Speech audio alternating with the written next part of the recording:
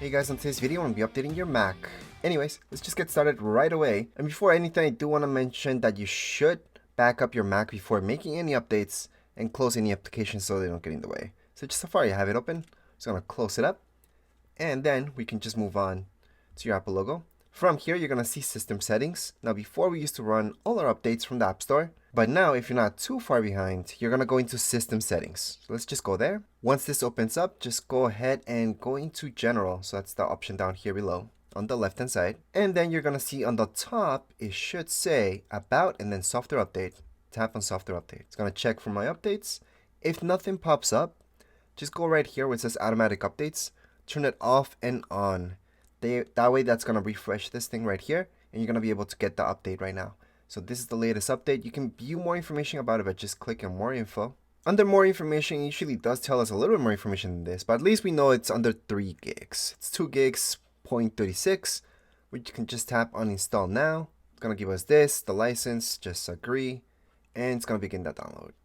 So while it's downloading, you could back up your Mac using Time Machine, for example. It's something that's already pre-built into your Mac and it's free. And for that to work properly, make sure to use an external hard drive, external SSD.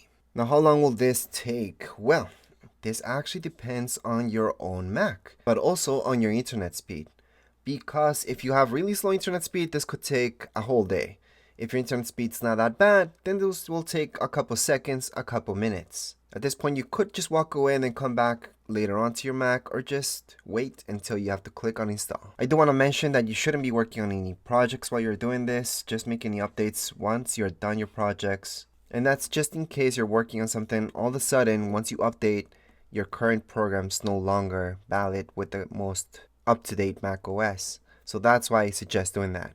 But basically the process from this will be a black screen Apple logo loading bar. It's going to restart and you will be done with this update. It's going to be a quick one anyways. You're not looking at more than 30 minutes for most of you. And those of you with newer Macs, this shouldn't take more than 10 minutes. So if you just left your Mac to update by itself and you just came back, you would have seen it turn off, turn back on, Apple logo loading bar, and then finally everything's just going to load back in. You might see something like this right here on the top telling you this, but don't really worry about that.